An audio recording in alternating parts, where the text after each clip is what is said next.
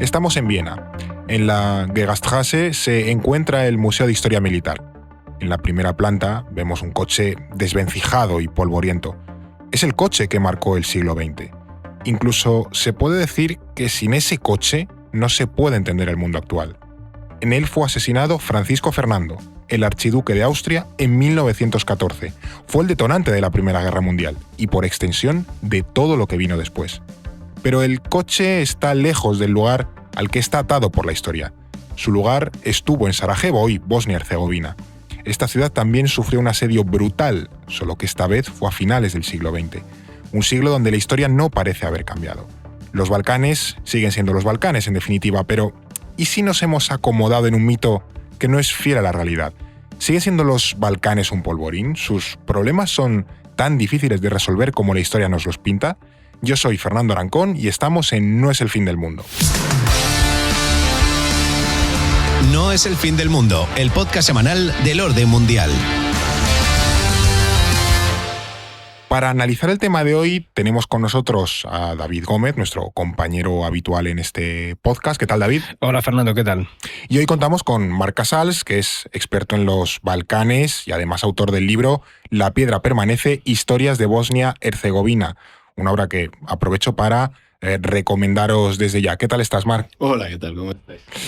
Bueno, David, como siempre, antes de entrar en materia, cuéntanos por qué precisamente hoy vamos a hablar de los Balcanes. Bueno, recientemente se ha producido una escalada de tensión entre Serbia y Kosovo después de que manifestantes serbios se enfrentaran a los militares de la KFOR, que es la fuerza de paz de la OTAN en el territorio kosovar. Y es verdad que no es el primer episodio de violencia que se da en este territorio en el último año. Acuérdate que en verano, por ejemplo, también hubo movida porque las autoridades albano-kosovares querían prohibir los documentos de identidad y las matrículas serbias en el territorio. Hubo movida, da igual cuando cuentes esto. O sea, en casi cualquier momento puedes decir, ha habido movida hace poco. Sí, yo creo que la percha sobre si hay tensiones en Serbia y Kosovo pues es algo que va a seguir repitiéndose en el tiempo. El caso es que a raíz de estas disputas pues hemos vuelto a ver ese mito tan manido de que los Balcanes son el polvorín o el avispero de Europa y nosotros queremos analizar hoy si los Balcanes son realmente ese polvorín irreconciliable o si por el contrario se puede desmontar esa visión tan determinista y yo creo que hasta cierto punto reduccionista de la realidad. Sí, aquí no nos gusta ser ni deterministas ni reduccionistas. Exactamente. Por eso le dedicamos pues, los minutos que haga falta a analizar en profundidad los temas. Y eso que tú apuntabas creo que es el primer aspecto que debemos aterrizar, ¿no? Los mitos o las leyendas, que es cierto que siempre tienen algo de verdad, pero por esa razón quizás arraigan también, ¿no? Y los Balcanes están estrechamente ligados a esa idea del polvorín o una región conflictiva donde no hay ningún tipo de solución posible.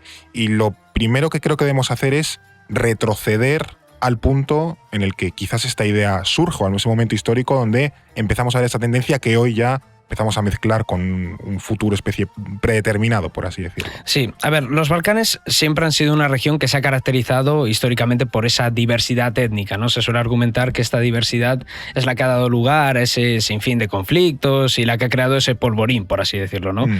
Pero lo cierto es que no siempre fue así. Sarajevo, por ejemplo, fue un ejemplo de convivencia entre culturas durante la época otomana, sin ir más lejos, ¿no?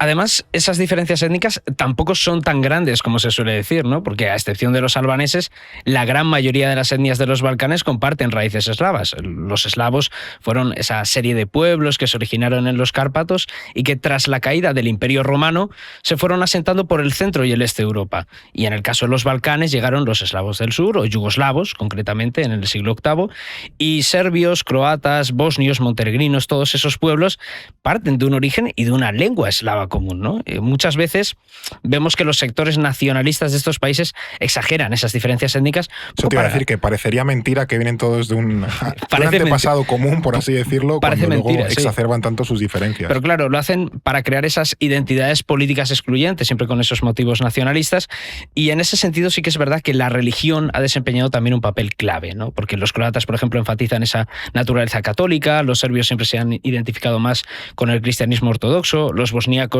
con el Islam, pero es que incluso hay casos como el de Serbia y Montenegro que aun compartiendo lengua y religión se identifican como pueblos diferentes. Bueno, hasta 2006 se llamaba Serbia y Montenegro. Luego ya se separó Montenegro y se acabó básicamente el país y se heredó Serbia y Montenegro fue por otro lado. Exactamente.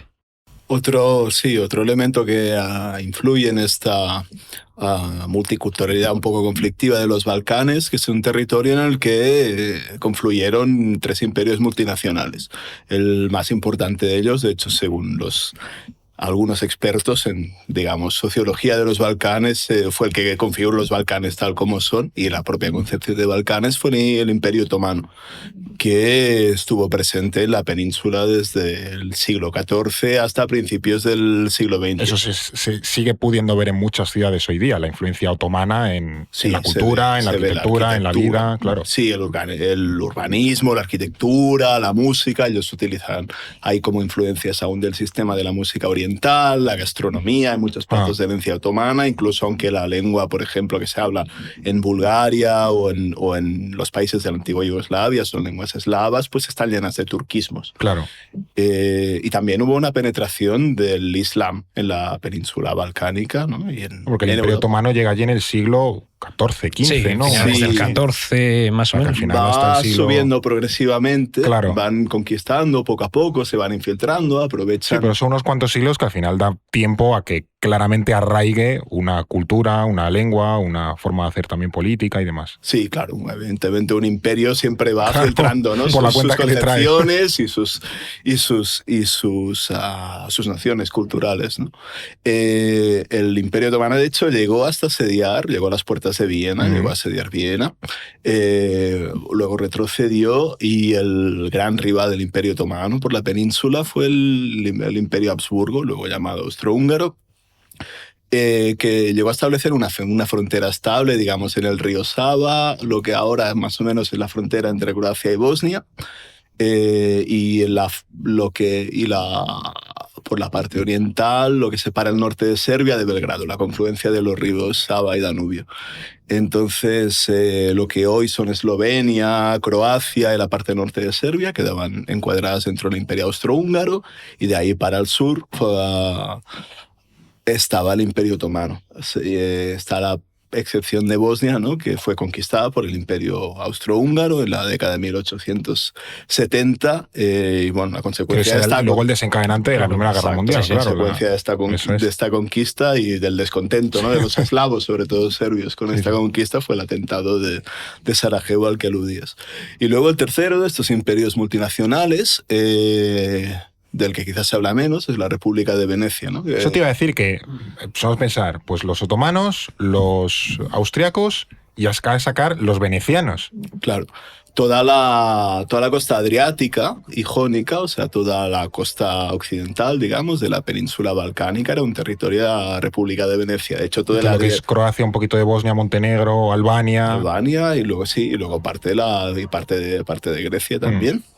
De hecho, todo el mar Adriático, directamente al mar entero, se le llamaba el Golfo de Venecia, porque era un territorio absolutamente dominado por las naves venecianas y las flotas mercantes venecianas. Entonces, Venecia tenía un comercio muy intenso con el Levante, con Oriente, que pasaba a través de los Balcanes, ¿no? Y estas escalas balcánicas servían... Era parte de su ruta comercial, claro. O sea, que al final eran puertos fundamentales en su red comercial. Exacto, y como sabéis, pues Venecia era una república marítima, no tenía mucho interés en el interior. Lo que le interesaba era la pequeña franja, los puertos y la pequeña franja del interior que le permitía que los puertos estuviesen seguros, que las naves pudiesen atravesar por los canales, por las islas.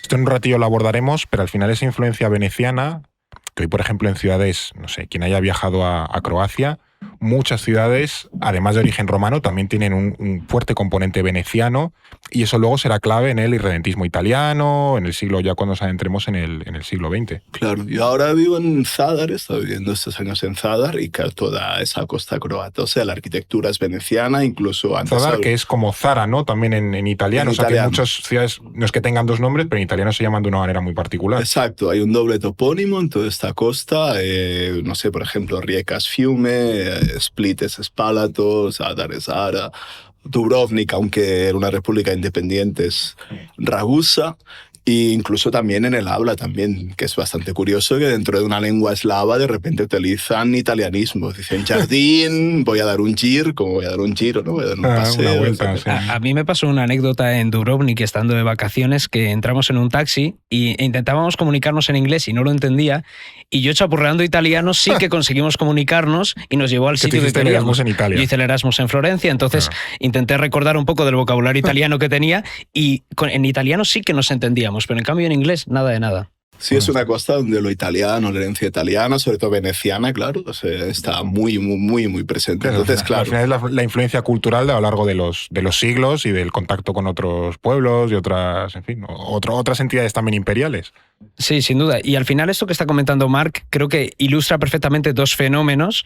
El primero, cómo los Balcanes siempre han sido una región con un atractivo geopolítico enorme, ¿no? Porque históricamente ha sido ese nexo de unión entre Oriente y Occidente y también un enclave político y comercial muy importante en el Mediterráneo, ¿no? De ahí que todas esas grandes potencias hayan intentado influir, desde Rusia hasta los países de Europa Occidental, pasando incluso al día de hoy por China, que por cierto creo que sería interesante hablar en un episodio futuro de la influencia de China en los Balcanes. Ya estás sacando temas. Hay que empezar a sacar la lista, pero ya estás sacando temas futuros. Empezamos a sacar la lista ya. Y eso ha agravado también la inestabilidad en la región balcánica. Y luego creo que hay otro tema importante, que es también cómo esa pertenencia a imperios multiétnicos y multiculturales generó un caldo de cultivo ideal para que irrumpieran los nacionalismos en la región, ¿no? Por eso, a medida que las viejas entidades imperiales iban decayendo, y sobre todo el Imperio Otomano, sí, todos esos proyectos nacionales empiezan a competir por alcanzar esa máxima expansión. Tienes Serbia, Montenegro, Bulgaria, Grecia, todos se van peleando por arañar esos despojos del Imperio Otomano, y en ese contexto es donde se producen entre 1912 y 1913 las guerras de los Balcanes. No son conflictos muy conocidos las guerras de los Balcanes, por lo que sea, tampoco es que sean guerras trascendentales para el mundo, pero sí suponen la antesala de la Primera Guerra Mundial. Entonces, como que hay una pequeña conexión que, ya digo, no es muy conocida, pero sí es relevante. Y de esos conflictos, yo creo que el gran ganador fue Serbia, de aquellas guerras de los Balcanes, porque primero intenta librarse de los otomanos, luego se pelea con Bulgaria, estoy aquí dando dos brochazos de las guerras de los Balcanes, y de ahí nace ese reino de los serbios, croatas y eslovenos, también conocido después como el Reino de Yugoslavia. Esto ya digo, después de la Primera Guerra Mundial. Yo ahora sí que aprovecho para recomendar otro libro, además del de Marc, que se llama Sonámbulos. Creo que se llama Christopher Clark. ¿Tú lo has leído? Sí. Que cuenta un poco cómo las potencias europeas de la época fueron tomando decisiones para alcanzar la Primera Guerra Mundial, pero uno de los primeros capítulos es explicar las guerras de los Balcanes y la política exterior de la Serbia de principios del siglo XX. Esto queda muy friki, pero de verdad que es un libro muy interesante. Ya digo, esto pasa a la Primera Guerra Mundial y se crea ese reino de los serbios, croatas y eslovenos. Pero aquí ya empezamos a tener un poco el origen, el núcleo sobre el que pivota todo, porque más que un intento de unir a todos esos pueblos yugoslavos o balcánicos, era más bien un estado construido sobre la hegemonía serbia. Bueno, son pueblos que entraron en un mismo estado, aunque todos eran eslavos, o la mayoría eran eslavos, entraron en un mismo estado con experiencias históricas muy distintas, ¿no? Volvemos a lo que decíamos antes, ¿no? Que eslovenos, la mayor parte de los croatas, pues habían estado dentro del Imperio Austrohúngaro con ciertos grados de autonomía. Los serbios, aunque hubo bastantes también dentro del Imperio Austrohúngaro, la mayoría habían estado dentro del Imperio Otomano, igual que los bosniacos y los albaneses. Entonces, son pueblos muy distintos que entran de repente a formar un estado común, pero con una complejidad un poco difícil de gestionar.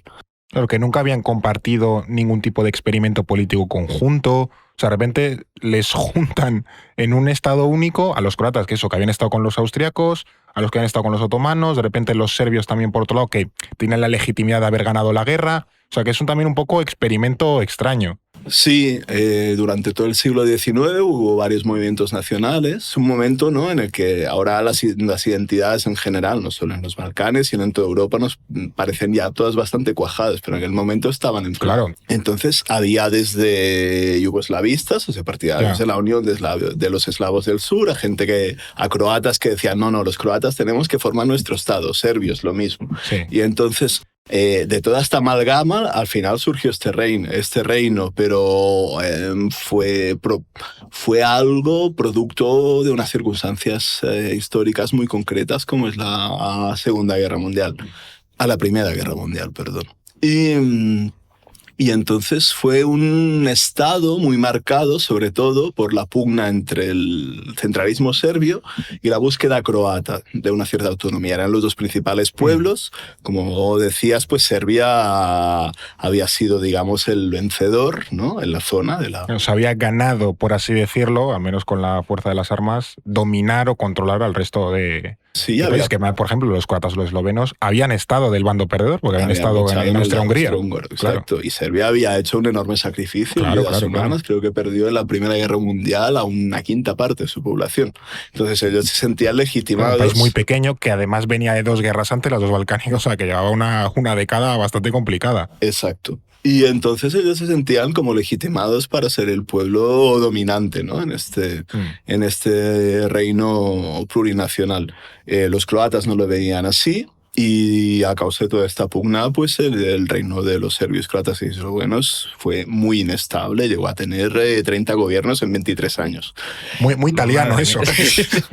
Ahí heredaron esa tradición. Eso, no sé si les venía de Venecia, claro, pero luego la cogieron bien de... Ya empezamos a ver antecedentes. Sí, ¿no? Esto a un italiano le parecería bastante estable. Bueno, pues lo normal, ¿no? ¿Qué problema hay?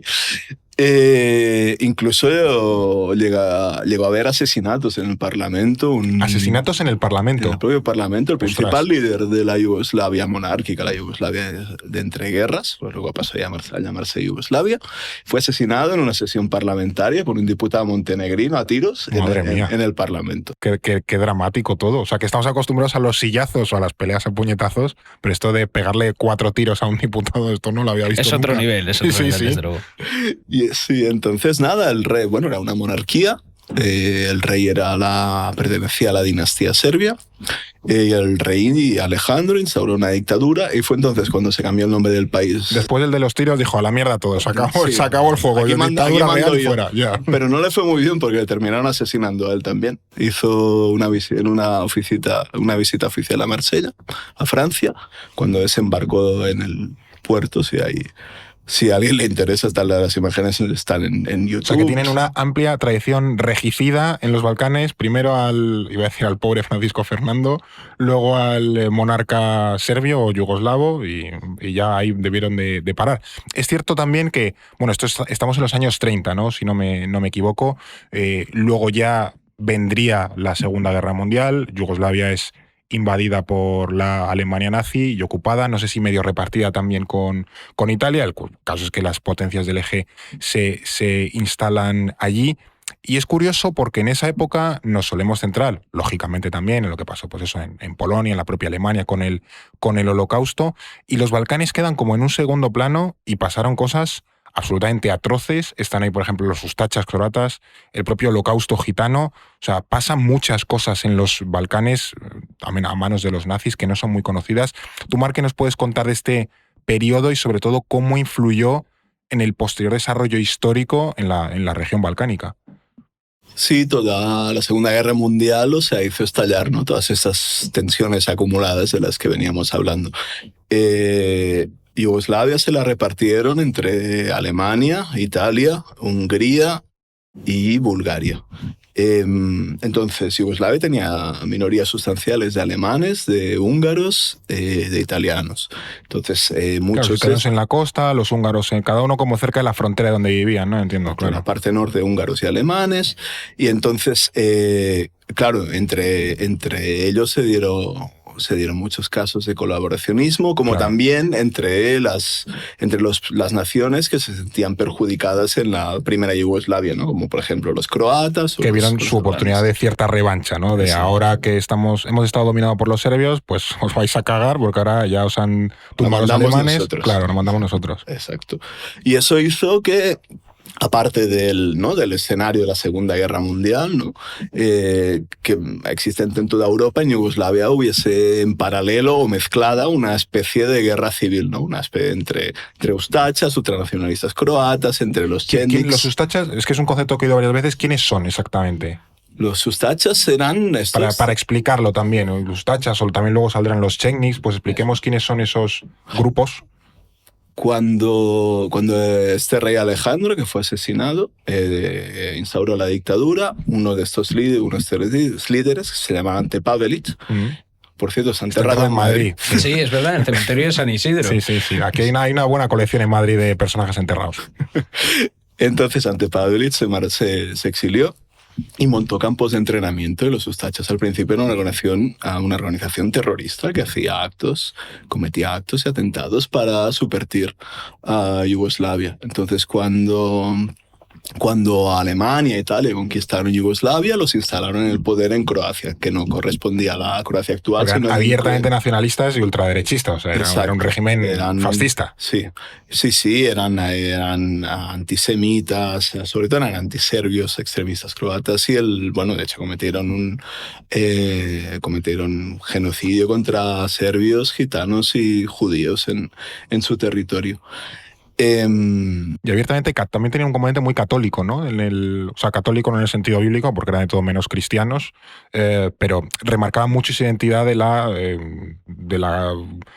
catolicismo de Croacia y demás como parte de ese nacionalismo, ¿no? En contraposición a lo serbio, lo que tú decías. Sí, en la zona de lo que es la antigua Yugoslavia, más o menos lo que habla la población es digamos, aunque es controvertida la afirmación, digamos que es una misma lengua con ciertas variaciones. Entonces, durante el siglo XIX, como no, por lengua no se diferenciaban, ¿no?, lo suficiente, o sea, el factor que generó las identidades fue la religión. Entonces, en la zona, pues los ortodoxos empezaron a identificar como serbios, los católicos como croatas, y los musulmanes es una historia un poco más larga. Luego iremos a ella, que en la parte de Bosnia también hay cosas muy interesantes. Y nada, estaban varios bandos, ¿no? Los ustachas, los chetniks, que eran extremistas serbios, también había voluntarios albaneses, se llamaban Bunetari, y todos estos eran milicias nacionales y nacionalistas. O sea, grupos que operaban mientras los nazis habían invadido el país, pues ellos estaban por allí colaboraban con ellos. Como los ustachas o los chetniks, que se oponían, ¿no? También sí, los chetniks al principio como que luchaban contra los nazis, pero terminaron a sueldo de los fascistas italianos, formando una cosa que se llamaba milicia voluntaria anticomunista. O sea, terminaron armados y a sueldo de los italianos. Y al final, en esta guerra civil para ir a la Segunda Guerra Mundial, en Yugoslavia se impuso un ejército multinacional de ideología antifascista y de izquierdas, que eran los partisanos comandados por Tito. Ha salido otro nombre, Tito, que es uno de los, grandes personajes de la historia europea, desde luego, del siglo XX, y especialmente yugoslava, porque es el centro en el que gira todo durante varias décadas. Josip Broz, alias Tito. Es posible eso, que conozcas el nombre, pero creo que es también importante que contemos un poco quién fue este señor. Mar ya da algunas pinceladas, era como el líder de esos partisanos comunistas o socialistas que luchaban por la expulsión de las potencias del eje, y sobre todo porque es tan relevante para la Yugoslavia de después de la Segunda Guerra Mundial. Pues mira, Fer, espero que no me mates como hacían en el Parlamento del Reino de Yugoslavia, pero creo... Si siguen 4 tiros los oyentes, que se preocupen, pero no tengo la intención. Creo que Tito es una de esas figuras que merecería también otro capítulo por sí mismo. Esto es verdad. Y yo creo que esto es justo decirlo, ¿no? Está justificado. Digamos que, como bien comentabas, él es el gran artífice de esa Yugoslavia que unificó los Balcanes tras la Segunda Guerra Mundial, y Tito había sido uno de los principales líderes del Partido Comunista durante la época del Reino de Yugoslavia. Trabajó también como agente del Comintern con el seudónimo de Walter, que es así como lo conocía Stalin y como después lo conocería también, con quien luego se llevó a matar, bastante mal, decir, bastante ¿no? Un poquito mal, digamos. Sin embargo, lo que encumbró a Tito realmente como figura histórica fue ese papel que comentaba Mark en la Segunda Guerra Mundial, ¿no? Él lideró a los partisanos yugoslavos en la lucha contra los invasores nazis y fascistas, y también contra los ustachas croatas y los chetniks serbios. O sea, con todo el mundo. Tenía todos los frentes ahí. Y aunque Hitler intentó asesinarlo en más de una ocasión, y la Unión Soviética en un principio no le brindó su apoyo hasta el final de la guerra, ya cuando la batalla de Belgrado, Tito consiguió expulsar a esas fuerzas extranjeras de Yugoslavia, y con esa imagen de héroe nacional, el mariscal Tito arrasó en las elecciones yugoslavas de 1945 y proclamó la República Federal Popular de Yugoslavia, que es un un nombre que suena ahí muy comunista potente, y creó un Estado socialista formado por 6 repúblicas y donde él era el líder indiscutible.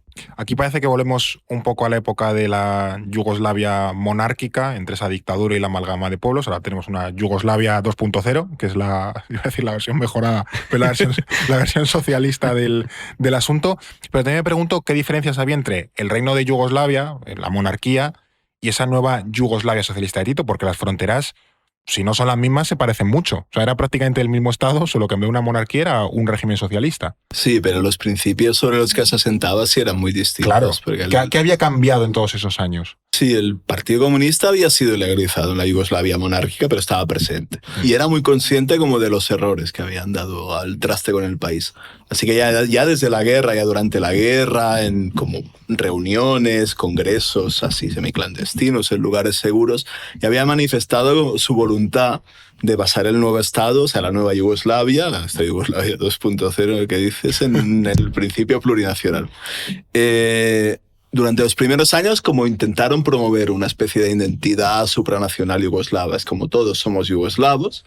Claro, en vez de remarcar las diferencias nacionales, vamos a crear una identidad yugoslava que, como tal, existía, tú lo has apuntado, una especie de unión en el siglo XIX para un sentimiento, pero ahora se quería remarcar eso en vez de somos serbios, somos croatas, somos bosnios, somos eslovenos y demás, porque si no acababa mal, ya lo sabía él. Sí, y no terminó, lo que ocurre es que esta identidad no terminó de cuajar del todo como identidad única, entonces lo que promovieron fue bueno, es un eslogan repetido hasta la saciedad en aquellos años, el de unidad y fraternidad, como somos serbios, croatas, bosnios, lo que sea. Que es una forma de decir, vamos a llevarnos todos bien. Exacto, con la que hemos liado, mejor a ver si intentamos rebajar un poco la cosa, ¿no?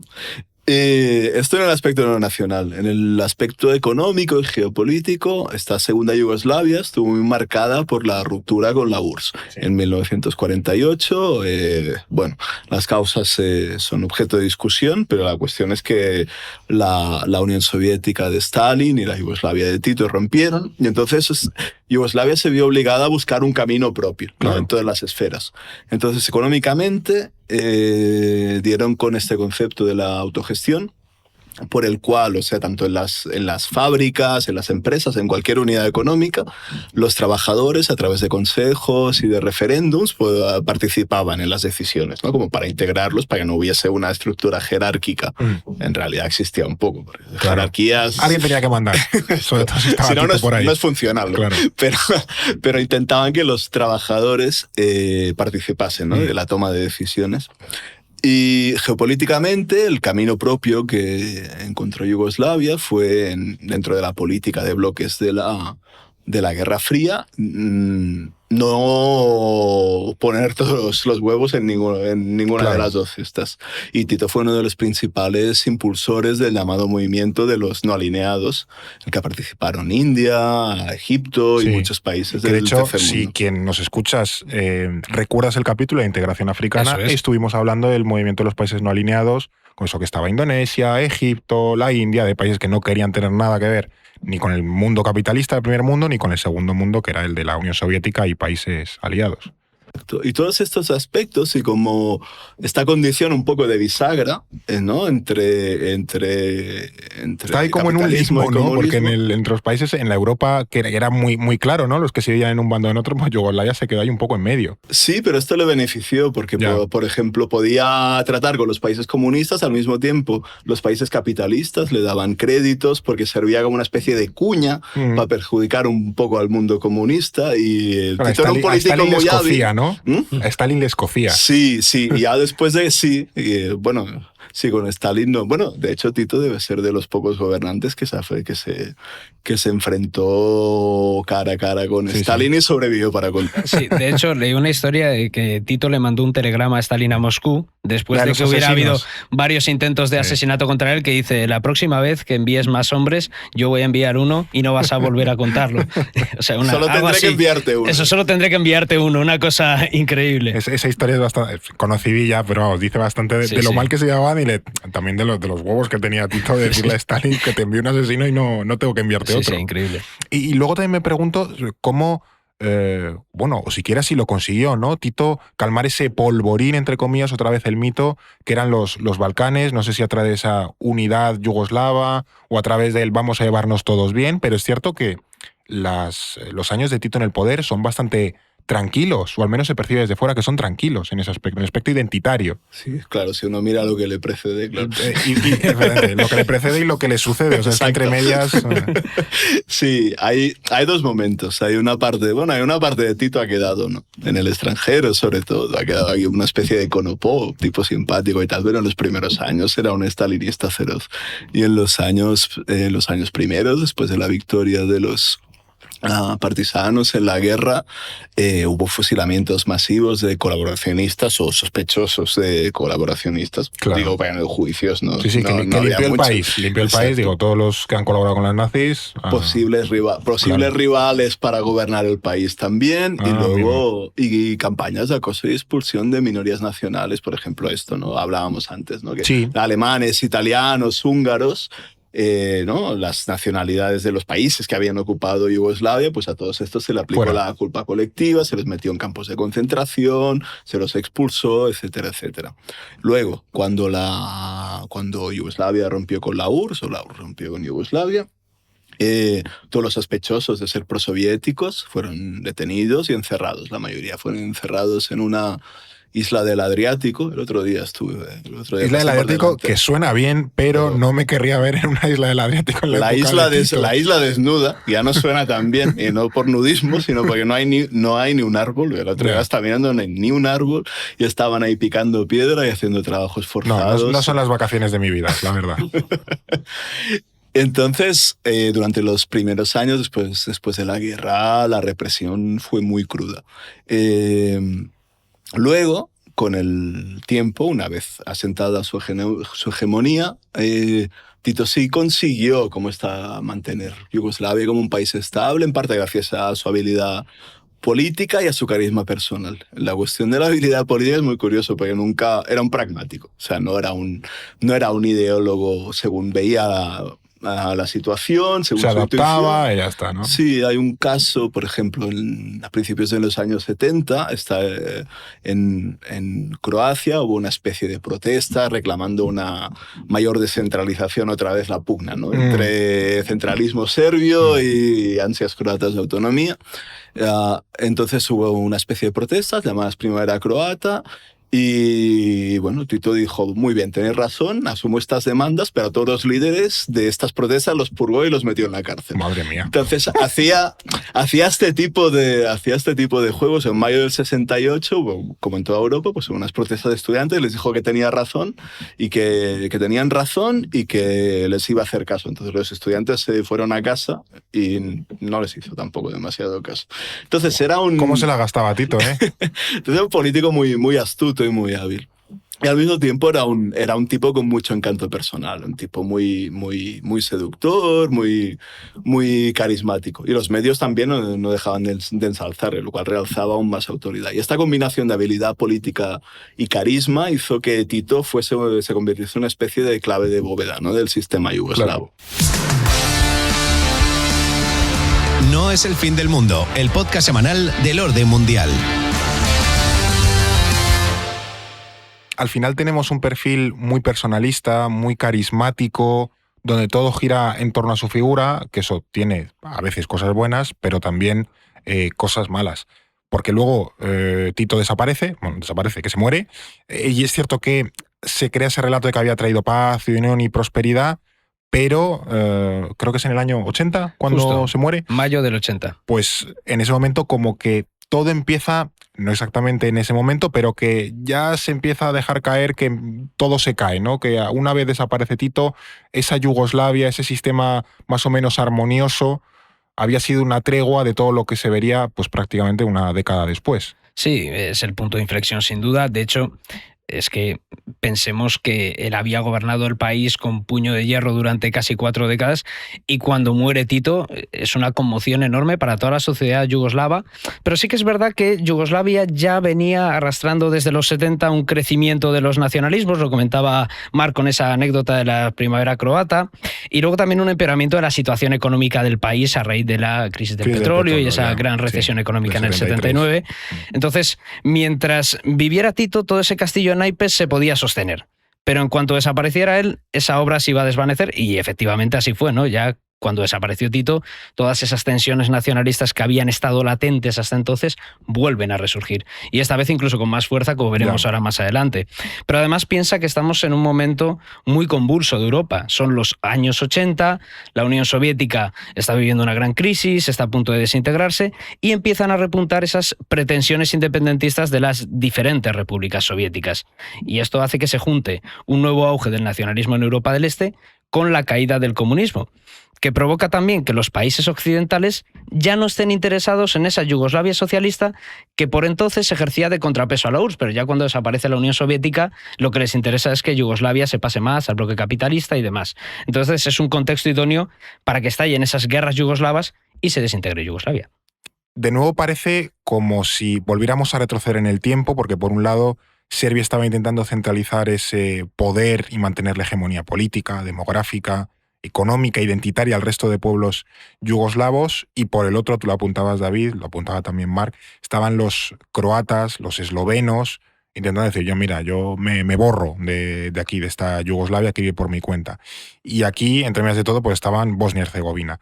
Me pregunto también cómo se vivieron esos conflictos internamente. Fueron no una guerra, unas guerras, porque hubo varias guerras concatenadas. Internamente siempre damos esa lectura en clave internacional, ¿no? De qué implicó y demás, pero detrás de cada bomba había una historia, vidas rotas, familias divididas. ¿Qué ambiente se respiraba en los Balcanes en aquel momento a principios de los años 90 o incluso a finales de los 80 cuando todo parecía ya descomponerse? Sí, está bien plantear eso, ¿no? Porque a veces este análisis de lo internacional parece todo como un tablero abstracto, ¿no? En el que se mueven piezas. Y al final, o sea, esto afecta, ¿no? A las vidas de muchas personas. En este caso, claro, fueron tiempos muy convulsos, tiempos de, por ejemplo, transformaciones ideológicas muy bruscas, ¿no? De gente de repente que eran burócratas comunistas de puño en alto, de repente se convirtieron en ultranacionalistas, y sobre todo cuando una sociedad se rompe, pues tú tienes que elegir.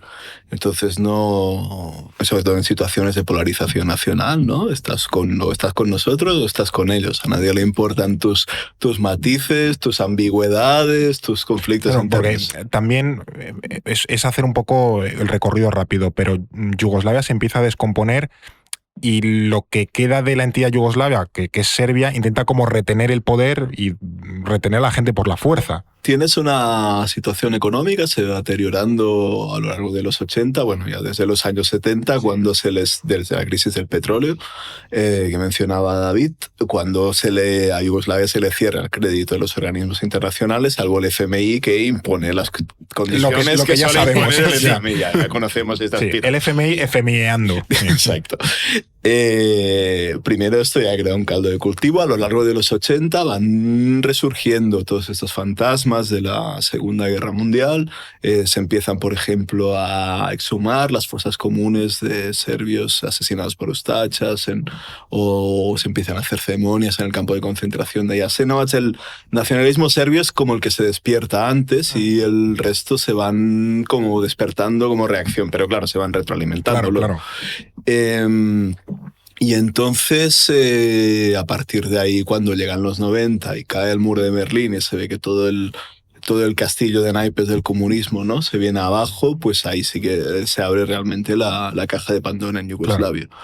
Y entonces eso hace que muchas personas den volantazos ideológicos muy bruscos y que tú tengas que elegir de qué bando estás. A lo mejor tengas que coger un fusil, a lo mejor te movilizan a la fuerza, ni siquiera tienes que elegir. Por ejemplo, en Serbia, por ejemplo, mucha gente... Claro, se sabe de los que fueron a luchar, pero mucha gente se escondía en sótanos para que no nos movilizasen, porque no querían ir al frente. O sea, fuese por ideología o porque no querían Me luchar. creo que eso pase en Rusia y Ucrania a 2023. Que no es un ejemplo tan lejano o tan ajeno a la Europa actual. Sí, de hecho es como, no sé, para mí que he leído bastante sobre el caso yugoslavo, ¿no? Y he hablado con bastante gente, tanto en Croacia Es que como en Bosnia. vives allí o ya has vivido allí, claro. Yo veo los telediarios y constantemente se me activan, ¿no? Asociaciones, ¿no? Entre un caso y el otro. Entonces, bueno, hubo, en fin, ya no sé cuántos eran, más de 150.000 muertos, no recuerdo, pero una cantidad enorme de muertos, millones de desplazados. Y claro, todas estas sociedades, una sociedad que pasa por una guerra, jamás será mejor después de la guerra que antes. Claro. Siempre va a ser peor. Y esto es lo que ha ocurrido con las sociedades ex-yugoslavas. Hay otro libro, quizá también lo conoces, creo que se llama, porque lo estoy haciendo de memoria, La Casa de Nogal. De Jerkovic, de Miljenko Jerkovic. Sí, no sabría pronunciarlo, pero el nombre me suena. Que es básicamente una historia hacia atrás. Empieza creo que en el año 90-91, que es cuando empiezan pues eso, las guerras en Yugoslavia, y se retrotrae hacia mucho tiempo atrás, hasta creo que es el siglo XIX, para contar un poco esa historia de los Balcanes, porque además van cambiando de país y además es como la historia de una familia. Y es también muy interesante cómo sea esa perspectiva, porque pasan momentos como la muerte de Tito, la Segunda Guerra Mundial, cómo sobrevive la gente, incluso la Primera Guerra Mundial, ¿no? Y el asesinato de Francisco Fernando. Creo que es también un libro interesante. Y también me pregunto qué implicaciones o qué impacto ha tenido esas guerras de Yugoslavia en la actualidad, cómo se siguen viendo hoy, porque no ha pasado tanto tiempo. No, de hecho estamos hablando de prácticamente 30 años, es que es nada a nivel histórico. Tú no habías nacido, yo sí. No, yo no había nacido, de hecho, fue en el 99, o sea... No, ya habían pasado hasta la de Kosovo. Sí, era justo Kosovo. Estaba pensando si me había pillado, pero no, desde luego que no. Entonces tuve suerte de no verlo. Es verdad que las guerras yugoslavas no solo se cobraron centenares de miles de vidas, pero también dejaron una región traumatizada y devastada, ¿no? Como la que es a día de hoy. En los países balcánicos todavía tienen algunas de las tasas más altas de pobreza y desempleo de Europa, por ejemplo, Montenegro, Macedonia del Norte y creo que Bosnia y Herzegovina, desde luego, el porcentaje de paro juvenil está cerca del 50%, por lo menos es un dato tremendo. Muy por encima del 40%, claro. Y claro, en este escenario no es de extrañar que estos países experimenten una emigración masiva, que es otro de los grandes problemas que se da en los países balcánicos. Y luego, claro, relacionas estos altos niveles de pobreza con ese clientelismo y corrupción que se está dando también mucho en estos países, porque, por ejemplo, muchos de los paramilitares que combatieron en esas guerras yugoslavas están infiltrados en los servicios de seguridad o controlan el tráfico ilegal de drogas, de armas y de personas, ¿no? Hay una connivencia entre los gobiernos y las mafias que tiene que ver mucho también con ese escaso desarrollo democrático de la región en países, sin ir más lejos, Serbia, creo que es un caso bastante paradigmático. Luego también hay que hablar de ese proceso de reparación, de enjuiciamiento a criminales de guerra, que es verdad que a través de esos tribunales penales como el de La Haya, sí, pues se ha condenado a varias personas. Aquel que se tomó un chupito. Exactamente. Que era veneno. No es que no me acuerdo cómo se llamaba ese señor. Era Prayac, exactamente, que se convirtió en un meme, una manera un poco, o sea, muy memorable de morir, pero poco digna, desde luego. Sí que es verdad que se enjuició a gente, pero no terminó de ser un proceso muy reparador para la región. Y luego, aparte, la herencia de la guerra dejó conflictos políticos que todavía siguen presentes en la actualidad. Mencionábamos al inicio la cuestión de Kosovo, que declaró unilateralmente su independencia de Serbia en 2008 y que tiene tropas de la OTAN desplegadas en su propio territorio a día de hoy, pero también está el caso de Bosnia y Herzegovina, que es prácticamente un estado fallido, ¿no? Allí los serbios cuentan con una especie de estado de facto dentro del propio estado, que es la República Srpska, y además la presidencia del país es muy curiosa porque es tripartita. Está formada por un serbo-bosnio, un bosniaco y un bosnio-croata, y cada uno puede vetar cualquier medida si considera que es perjudicial para su propio grupo étnico, así que evidentemente no se ponen de acuerdo en nada. Mira, para que no tengas que hacerlo tú, David, lo hago yo, o algún día le dedicaremos un capítulo a Bosnia y Herzegovina a contar cómo funciona y las particularidades que tiene. Hay una anécdota bastante curiosa sobre este país, sobre Bosnia, que muestra hasta qué punto es disfuncional, pero que es, ya digo, particular. Y es que la bandera, que es como un triángulo amarillo con estrellas blancas sobre fondo azul y demás, la diseñó un diplomático español, que fue Carlos Westendorp, que era el ministro de Exteriores con Felipe González, en el año 90 y pocos. Imagino que tú, Marc, que has vivido un tiempo en Sarajevo, y de hecho escribiste tu libro sobre Bosnia, conocerás bastantes historias sobre lo complicada que sigue siendo la realidad en el país. Sí, hablando de Westendorp, no sé si sabéis que en su equipo estaba Pedro Sánchez, que era un 20 ¿también? Sí. Es verdad, uno de los... En Wikipedia por lo menos sale que fue el primer mentor de Pedro Buen Sánchez. giro ahí, buen giro ahí. Sí, a lo mejor está echando de menos a los criminales de guerra bosnios. Pero... No, pero es bastante particular esa historia. Al final ni se ponían de acuerdo para andar y dijo, mira, la hago yo y ya está. Sí, las historias personales están atravesadas, ¿no?, por estas circunstancias históricas muy dramáticas. No sé, se me ocurre en el libro, hablo de varias historias. Hay una que me parece bastante representativa en este sentido. Es una mujer serbia. Ella vive en las afueras de Sarajevo. Como Sarajevo termina la ciudad y enseguida empieza la montaña. O sea, en 5 minutos estás en alta montaña. Una montaña que era desde donde disparaban a las de Sarajevo. Exacto, donde estaban la artillería y los francotiradores. Entonces ella era serbia y como trabajaba en Sarajevo, era camarera así en hoteles o en tabernas, así un poco de mala muerte, iba cada día andando pues entre Sarajevo y su casa ahí en mitad del bosque. Entonces empezó la guerra y de repente la casa se convierte en línea de frente. O sea, el primer día de la guerra de repente sobre la casa empieza a haber fuego cruzado entre las tropas serbias y las tropas bosnias. Y nada, y cogen con su marido y sus hijos, cogen lo primero que encuentran, la ropa, las joyas, el dinero, no sé qué, claro, ¿dónde te vas? ¿Te vas hacia arriba, hacia Pale, que es donde están los serbios, o te vas a Sarajevo, que está a punto de quedar sitiado? Claro. Entonces, primera lección. Entonces ellos, como eran serbios, decidieron que estarían más seguros en Pale, pero no fue una elección ideológica, sino vital, ¿no? Para sobrevivir. Entonces llegan allí.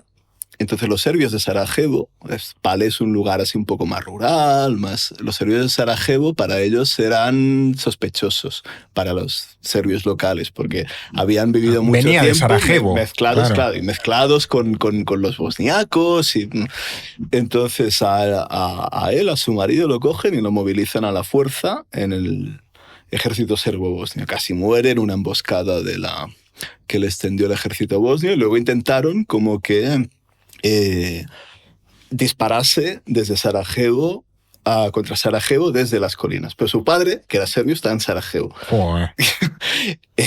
Entonces él, como era camarero también de profesión, como ella, se escabulló y terminó de camarero de Ratko Mladic, el general que luego condenado a crímenes de guerra. ¡Ostras!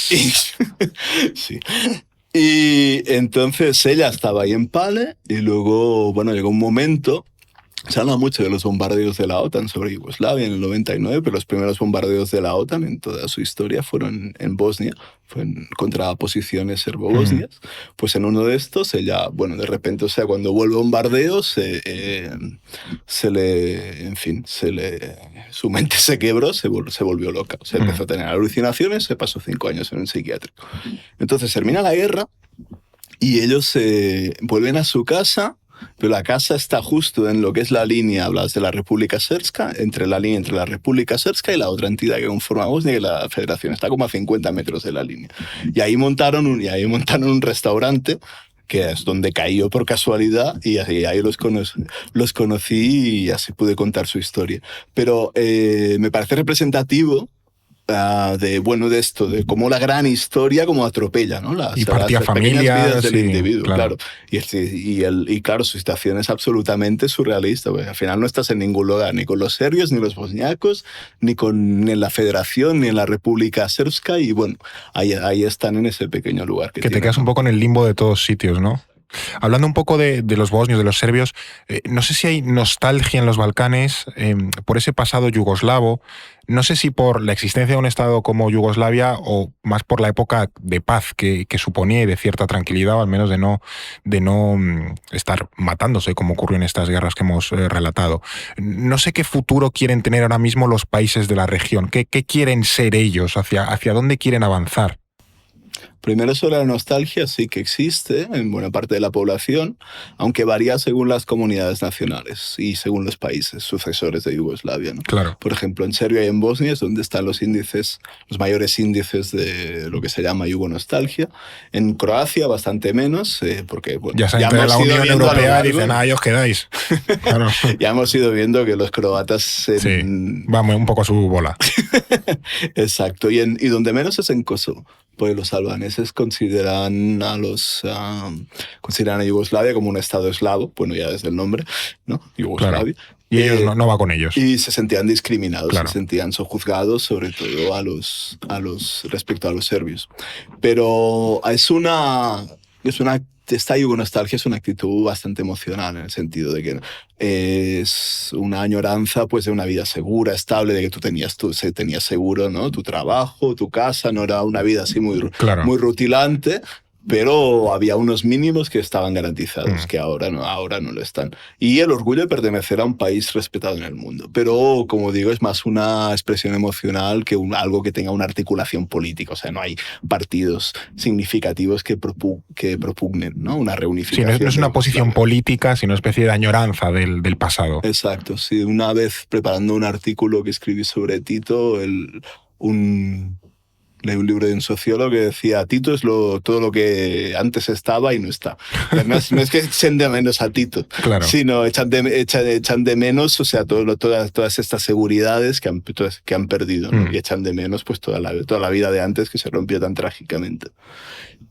Respecto al futuro, pues no parece muy halagüeño en el ámbito... Pero al final también aquí hay, dentro de lo que era Yugoslavia, distintos tipos de países. Me imagino Eslovenia, que económicamente va como un pepino, que son muy poquitos millones de habitantes, tienen a Doncic. Y a Oblak. Oblak también. Luego Croacia, que también está ahora viviendo más del turismo, pero se ha integrado muy bien en la Unión Europea, en la zona Schengen se integró hace poco, ¿no? Sí, en la zona euro también, en 2023, claro. Este año. Sí, ya me han hecho el redondeo. Y luego como que otros países tipo pues, Bosnia, Serbia, parece que se han quedado más descolgados. Sí, pero de todas formas ya te digo que para Croacia no ha sido un poco un regalo envenenado la entrada en la Unión Europea, en el sentido de que la posesión de un pasaporte europeo ha hecho que mucha gente se marchase. Pues en la última década la apertura de fronteras también es un poco lo que le pasó a Rumanía y Bulgaria, ¿no? En cuanto entraron en la Unión, muchos aprovecharon para irse a trabajar a otros sitios. Claro, se ha reducido un 10% en 10 años. Es una barbaridad. Sí. Y tú vas conduciendo por Croacia y hay regiones completamente desiertas que no ves siquiera a un alma. Entonces, el principal problema ahora mismo es la despoblación. En Serbia igual. Serbia ha perdido también en torno al 10% de población en 10 años. Y sobre Bosnia, Kosovo, etcétera, porque no hay datos, pero si los hubiese, serían similares, sino peores. Entonces, el peligro principal que corre la región ahora es quedar como un conjunto de países despoblados, envejecidos y controlados por políticos nacionalistas y sus redes clientelares. Y después de todo lo que hemos hablado, vuelvo un poco al origen.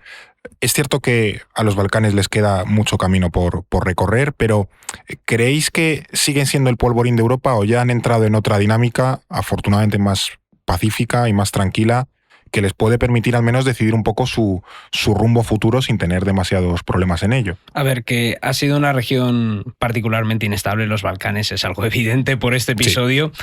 Pero no quiero comprar del todo esa idea de que los Balcanes no tienen remedio, porque es verdad que hay países que todavía arrastran una complicada herencia de ese pasado, pero tenemos otros ejemplos de estados balcánicos que sí que están prosperando con éxito. Creo que el ejemplo más paradigmático, lo mencionabas, es Eslovenia, que es un miembro plenamente asentado en la Unión Europea. Croacia, ahora comentaba Marc esas dificultades que está teniendo, sobre todo en tema de población, pero bueno, sí que es cierto que han conseguido avanzar en esa integración europea o han demostrado que ese sueño europeo es posible en los Balcanes, como también es posible el entendimiento entre enemigos aparentemente irreconciliables. Lo vimos, por ejemplo, en 2018, cuando Macedonia del Norte y Grecia solucionaron esas afrentas históricas con la firma del Acuerdo de Prespa, por el cual Atenas ratificaba la adhesión de Skopje a la OTAN, que era algo que parecía... Por cambiarse el nombre del Exactamente, país. Por cambiarse el nombre del país. Sí. Incluso ahora se vuelve a hablar de esas tensiones entre Serbia y Kosovo, pero lo cierto es que hace no tanto, también en 2018, se sentaron a negociar una modificación de sus fronteras, que es algo que no prosperó porque era una especie de suicidio. Sí, pero el gesto ahí está, o sea, claro, la intención ahí está. Incluso en marzo, sin ir más lejos, ambas partes acordaron desbloquear ese proceso de normalización de relaciones. Así que, aunque sea difícil, creo que el entendimiento es posible. Hombre, hay pasos adelante, pero son un poco lentos. Incluso los países que han avanzado... Nadie ha dicho que esto sea rápido, hay que llevarse bien, pero que no tiene por qué ser rápido. Bueno, viniendo de lo que viene la cosa, claro, como venimos hablando... Claro, que se lo tomen con calma. Si uno lo mira con perspectiva, claro.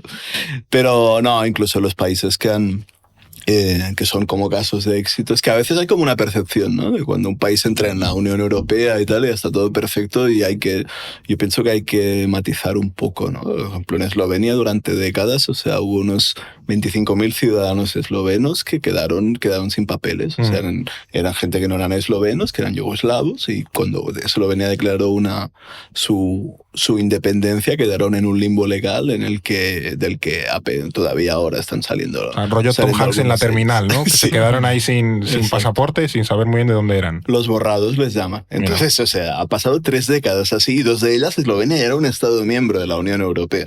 Quiero decir que es un tema de derechos civiles básicos, fundamentales, sí. Bastante esencial.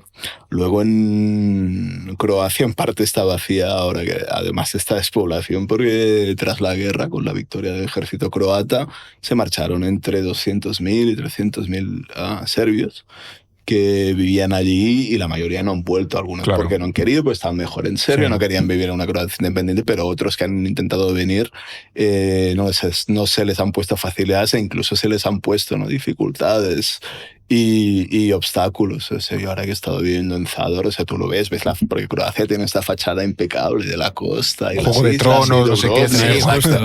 Exacto, pero tú conduces, o sea, hay ciudades como Zadar o Šibenik, o sea, tú conduces 20 kilómetros, ni eso, y te encuentras ahí todas las casas quemadas, tiroteadas. ¿Todavía no está reconstruido o no les ha...? En el interior, ¿no? En la costa han hecho un esfuerzo deliberado, como es lo que se ve. Aquí no ha pasado nada. Ya. Luego el interior, a la que rascas un poco, es otra cosa.